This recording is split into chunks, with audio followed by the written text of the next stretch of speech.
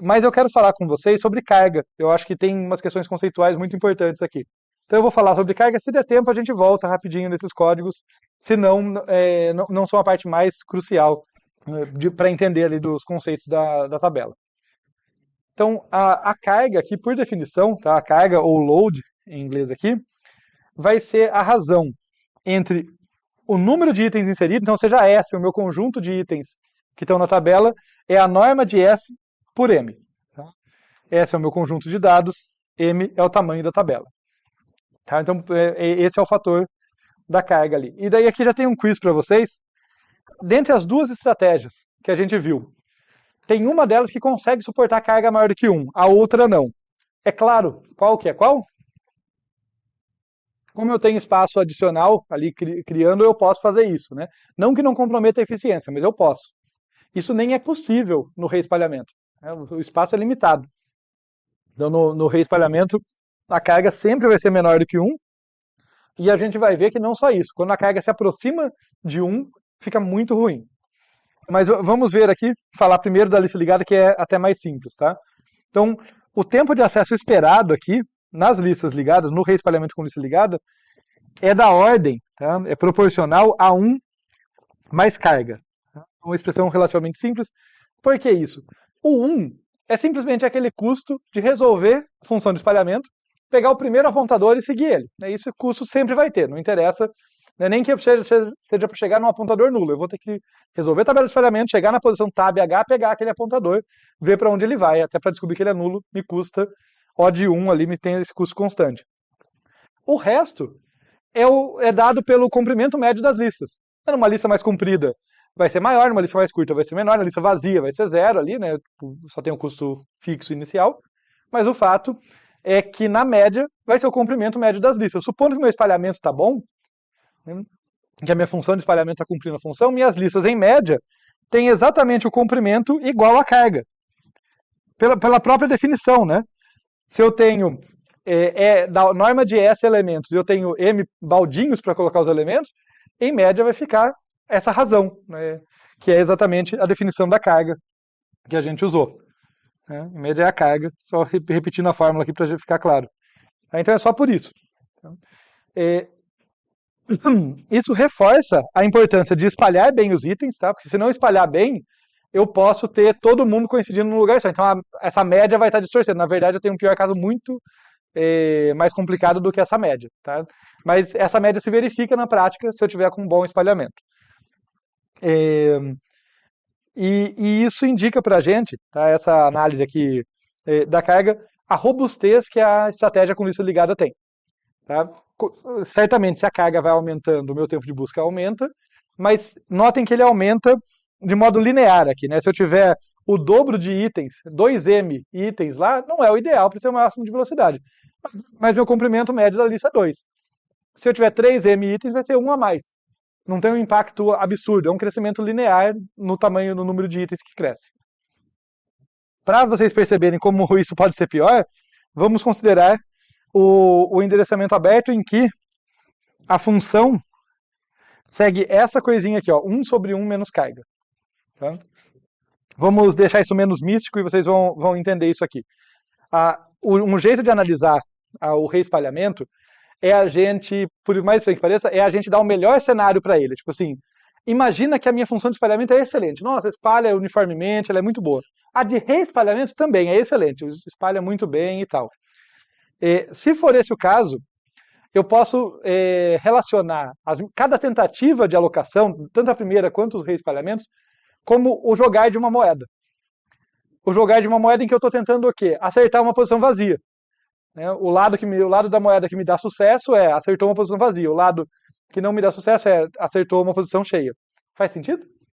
Né? Pensem na moeda, para ficar fácil com a moeda, se eu tiver metade da carga ocupada, metade não. Cada tentativa minha, se for bem espalhada e tal, vai ter 50% de chance de sucesso, 50% de chance de precisar de um outro nível de reespalhamento. Certo? Então, com isso, a gente pode dizer que se o meu espalhamento for muito bom, eu consigo aqui uma probabilidade de fracasso igual à carga. É a chance de eu atingir alguém, né? De atingir um dos elementos ocupados ali dos M possíveis. E a probabilidade de sucesso é 1 menos carga. Acontece que a gente consegue calcular a esperança desse tipo de variável. Tá? É um resultado da probabilidade que nos ajuda aqui. Então, seja E aqui o número esperado de moedas que trabalham com essa probabilidade para a gente ter o primeiro sucesso. Quantas vezes eu vou ter que ficar... tem um problema parecido com isso, que é a ideia das figurinhas, sabe? Tipo, vou abrir pocket de figurinha querendo saber se vai sair uma nova ou não, tá? Então, o que a gente vai ter aqui? Olha, a minha esperança, tem um macete para calcular ela, é o seguinte: ela é 1, porque pelo menos uma tentativa eu vou ter que fazer. Se deu sucesso, acabou. Se deu fracasso, como essas variáveis não têm memória, né, a moeda não tem memória, eu estou na situação original de novo. Então, na probabilidade de fracasso, ou seja, carga, que é a minha probabilidade de fracasso, eu tenho a esperança da variável original. Não é diferente a cadeia que vai se formar após um fracasso da original. Tá? Então, a esperança aqui da minha variável é 1 mais a probabilidade de fracasso vezes o número esperado de moedas. Afinal, se eu não conseguir na primeira, eu estou de volta na situação original. Então, destacando que isso aqui está fazendo um papel de probabilidade de fracasso. Então, a continha que a gente vai fazer, isolando o E ali, vai ser 1 menos carga, sabendo que carga é um valor entre 0 e 1, vezes E, é igual a 1, e, portanto, o número esperado de lançamentos é 1 sobre 1 menos carga. O problema disso, para ficar bem empírico para vocês aqui, se a minha carga for meio, que é 50% ali, minha tabela está metade cheia, metade vazia, eu vou ter 1 menos meio, vai dar meio, né, como a divisão por fração vai multiplicar, em média eu vou ter 2 lances de moeda, em média eu vou ter 2 tentativas. Tá? Uma boa parte das minhas coisas pegam direto, algumas são azaradas. Em média, com 2 tentativas, eu consigo achar o item, inserir um novo item ou qualquer coisa assim. Tudo bem? Esse seria a expectativa da minha busca. Agora, o que acontece se eu tiver 90% ocupado aqui? 1 menos 90% vai sobrar 10%. Quando eu divido por 10%, é multiplicar por 10. Dividir por 1/10 é a mesma coisa que multiplicar pelo inverso da fração. Então, isso aqui, quando a minha carga é 10%, quando a minha carga é 90%, eu só tenho 10% livres, a minha cadeia média de tentativas, para até conseguir uma inserção, por exemplo, até conseguir uma busca, finalizar, vai ter 10 saltos. Notem que eu saí de 2 para 10 com um aumento de 40% da carga, simplesmente. Então não é linear, diferente do caso anterior, que era um crescimento linear, aqui não é linear. A coisa explode quando eu me aproximo de 1. Tá? Isso significa que eu não posso deixar a carga crescer demais. Tá? 70% ali é um limiar empírico razoável, não deixa passar de 70%. Se o seu reespalhamento for ruim, estiver usando sondagem linear, não deixa passar de 60%, 50%. Porque vai degringolar muito rápido o comportamento da sua função. Bem, então essa foi a questão da carga. Veja que carga é sempre importante, mas ela afeta de modo bastante diferente as duas estratégias. E tem essas regrinhas de bolso para vocês. Né? Tipo, não deixar passar de 70% da carga, ou até menos no caso da minha sondagem, do meu reespalhamento ser ruim. Se ele for uma sondagem linear, por exemplo. Para fechar essa questão da carga, porque até aqui a gente só fez o diagnóstico, né? A gente falou, ok, eu sei identificar se a carga está boa ou está ruim e o impacto esperado disso na minha busca. Eu sempre posso redimensionar a minha tabela de tempos em tempos. Notem que ela é uma estrutura dinâmica, mas o vetor é estático. Então isso a gente é um problema ali, né? O que acontece, como a gente lida com isso na prática quando chega no threshold, quando chega ali no limiar, por exemplo, 70%, você aloca um vetor de tamanho 2m, com o dobro do que você tinha antes, e reinsere todo mundo. Percebam que até o jeito que a gente fez a função de espalhamento, ela tem como parâmetro o tamanho da tabela. Então, simplesmente eu passo ali a reinserção, agora olhando para o novo m, para esse m que é o dobro do anterior. Eu posso modificar o primo, para ela ficar melhor, Mas o fato é que se eu sei fazer ela, eu consigo fazer uma função igualmente eficiente para uma tabela com o dobro do tamanho. A beleza disso é que se eu estava chegando aqui no limiar de bom funcionamento, ao fazer esse trabalho, eu tenho um custo de uma vez só ali, é um custo grande de uma vez, mas amortizado ele não é muito, em que eu passo pela minha tabela inteira, mandando inserir o item na outra, e eu vou ficar com uma carga de 35%. Quer dizer, me dá uma folga bem grande antes que eu volte a ter esse tipo de problema, e a minha tabela de espalhamento volta a ter um funcionamento bastante eficiente. Tá? Então,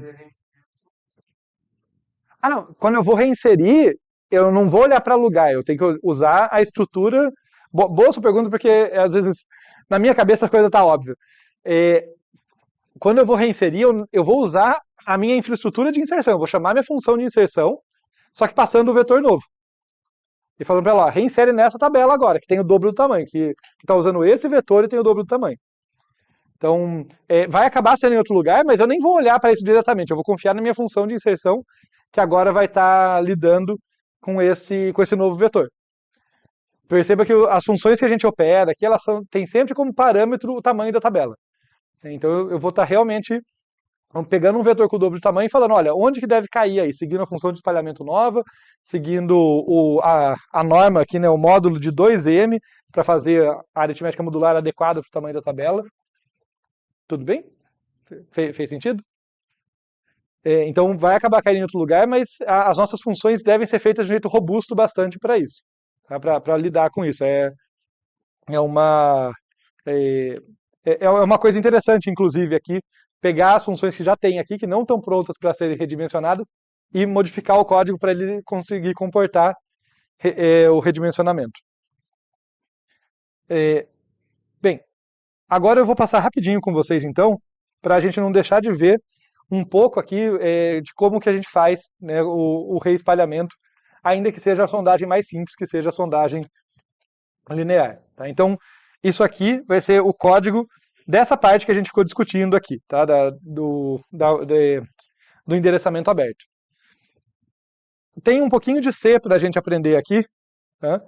Que normalmente eu não recomendo, já vou fazer essa ressalva. Programação obscura não costuma fazer códigos muito claros, quem diria, né? Mas nesse caso vai ter nada de deixar o código mais conciso, então eu abri uma exceção. O que acontece aqui? Ó? Eu tenho duas funções, na verdade, esses defines vão substituir. Todo lugar que aparecer isso no código, ele vai trocar por essa expressão na hora antes da compilação, tá? No processo de compilação ali. Mas para todos os efeitos para a gente, vai ser como se fosse uma função. Tá? Então, todo lugar que eu chamar livre h, o que vai acontecer é que ele vai executar esse código. E esse código aqui, ele tá me perguntando se aquela posição está livre. Se tabh.chave é igual a null. Se for, é uma indicação. Se aquela chave não aponta para nenhuma string, é porque não tem nenhum elemento ali. Então, essa funçãozinha me diz, funçãozinha, tá, entre aspas, me diz se uma posição está vazia. Tá? Isso vai ser um critério importante para a gente. A segunda é ainda mais obscura, tá? Que ela tem um if implícito. Tá? O que a gente tem aqui? Ó? Essa expressão aqui, ó, ela é um if numa única linha. Tá? Eu estou verificando aqui se h é igual a m-1, então, tá? O que está logo depois da chave ali, então, devolve 0. Se não, devolve h mais 1. Isso aqui é basicamente a aritmética modular feita com o if. A função chama incre, né, de incrementar. Então ela está incrementando o índice h, só que tomando cuidado, se ele estourar a tabela, ele volta para a posição 0. Tá? Se h for m-1, quando ele vai ser incrementado, ele tem que voltar para o começo. Tá? É equivalente a isso aqui. Tá? Seria um outro jeito de fazer. Tudo bem? E a vantagem dessa coisa feia aqui, né, dessa programação obscura, é que agora a gente pode pegar pela semântica. Quando eu chamar livre H, vocês vão estar pensando, opa, estou verificando que aquela posição está livre, para saber se eu posso inserir, se eu posso parar a busca ou qualquer coisa assim. Quando eu chamar o incre, eu estou incrementando aquilo lá. Notem aqui que eu tenho um typedef struct, que agora não lida com apontadores. Né? É o cell TS aqui, só que ele não tem mais campo proxy, ele não lida com apontadores, ele só tem um campo chave e um campo valor. E daí vai começar a nossa... e daí notem até que mudou aqui, né? Agora, o meu tab, ele é um apontador ou um vetor de CLTS. O anterior, que a gente viu o código, ele era um apontador de CLTS, porque o meu vetor era de apontadores. Agora o meu vetor tem as células em si ali, né? E daí a gente tem aqui, então, a nossa inicialização, tá? Faço a alocação do meu vetorzinho. Basicamente estou fazendo isso aqui, né? Aloquei um cara 0, 1 até m-1 aqui, e tab vai apontar para ele. Aqui eu só estou setando, né, o M, o número de chaves como 0, fazendo a setagem inicial, e isso aqui é o jeito de eu marcar que está vazio, né, tá todo mundo. Eu não vou dizer que eles são nulos como antes, porque nem faz sentido, né, eles não são apontadores para serem nulos. Mas o que eu vou dizer é que o campo-chave dele, de cada uma dessas células, é nulo. É o meu jeito de dizer que não tem ninguém inserido lá ainda. E daí vamos ver como que funciona a busca, tá? A ideia da minha busca, felizmente, não começa muito diferente. Felizmente não começa muito diferente do que a gente tinha antes. Eu vou até jogar isso um pouquinho mais para baixo para a gente conseguir olhar ao mesmo tempo. Ó. O que a gente vai fazer é chamar a função hash aqui com chave m para a posição h. Então eu já sei que eu gostaria de achar o cara na posição tab h. Mas eu também sei que ele pode não estar lá por conta de conflito e na sondagem linear foi jogado para baixo. E é isso que esse while aqui está fazendo. Esse while ele vai olhar, deixa eu mostrar graficamente que acho que fica muito mais simples. Ele vai olhar aqui, imaginem que essa é a posição H e que ela está ocupada por alguma coisa que não seja a minha chave.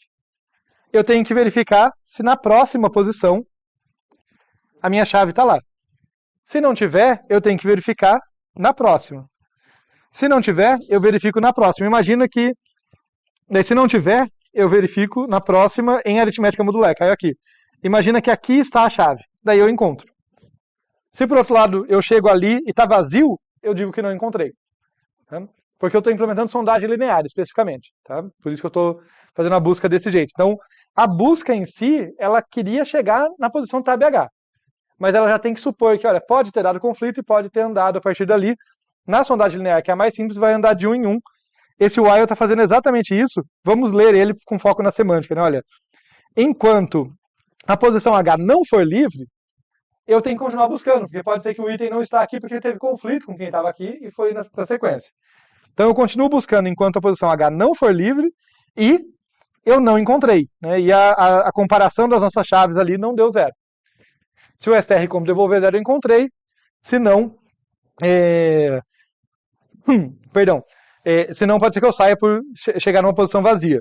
De qualquer forma, eu estou sempre incrementando. Tá? Então, enquanto eu estou apontando para uma posição cheia e não encontrei a chave, eu estou incrementando. Quando eu venho nesse if aqui, eu estou verificando, olha, a posição que eu estou apontando é livre? Se for, a busca falhou. Se não for, né, se não é livre, a negação, eu devolvo o valor de que está naquela posição. Tá? Então isso aqui seria equivalente a ter o meu P ser vazio lá na outra. Né? Então essa aqui é a busca. Na inserção, a gente tem algo parecido, tá? Eu vou passar mais rápido pela falta de tempo. Esse while está fazendo a mesma coisa, ele está buscando até encontrar o cara que eu quero inserir. Ou encontrar a primeira posição vazia. A diferença é a interpretação disso. Se eu encontro uma posição vazia, eu fico feliz, eu falo, opa, legal, agora eu posso inserir ele.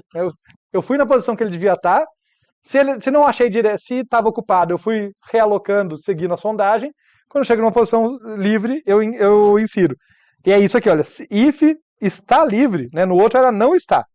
Nesse aqui, se está livre, daí eu faço a inserção, que é basicamente esses dois passos aqui. Eu coloco a chave ali, copy string, e incremento o número de chaves. Só tem esse if aqui antes por um detalhe importante. Se a minha tabela ficar totalmente cheia, ficar com m elementos, não vai só ficar ineficiente, vai cair em loop infinito. Porque o meu critério para parar a busca era chegar numa posição vazia. Né? Então eu nunca posso deixar aqui passar de m-1. Né? Para eficiência eu não podia deixar chegar nem perto disso, mas o meu código quebra se passar, por isso que tem esse ifzinho aqui. Esse valor está fora aqui pelo mesmo motivo de antes. da edição. E, novamente, como o nosso tempo está estourando, e vocês já viram a outra inserção, então a semântica, assim, o que você quer fazer é parecido, só que agora você tem outras restrições, você não pode colocar numa lista e tudo mais. Dá para vocês olharem o código com calma, vocês conseguem entender. O que eu quero destacar só, o que eu acho que vale destacar dessa remoção, é o seguinte, aqui, tá, essa parte inicial é complementar a inserção. Estou buscando ali pelo item, né, nesse while, e depois estou verificando ali se eu achei o item, eu removo ele. Eu faço a remoção em si. O que tem a mais é a reinserção dos subsequentes. Tá? Então depois olhem com calma esse forzinho aqui, que o que esse for está falando é, legal, você achou o item e removeu. Como eu não quero usar lápide, eu não posso só deixar um espaço vazio aqui, onde eu removi, porque senão todo mundo que foi afetado pela inserção desse cara não vai ser encontrado. Então você vai reinserir todo mundo. É isso que esse for está fazendo, é a parte mais chatinha da remoção, para vocês entenderem. É a única coisa que acho que vale a pena quebrar um pouquinho mais a cabeça. E aqui é um ST-free, que eu estou liberando toda a tabela. É mais simples até do que o outro, porque eu não tenho um monte de lista para liberar. Então, com isso, a gente fecha. Esses códigos que a gente teve que passar mais rápido, façam o exercício de ir neles e ler com calma, entender o que está acontecendo, fazer um desenho, né, de uma tabelinha vendo. Mas é isso sobre hash, gente.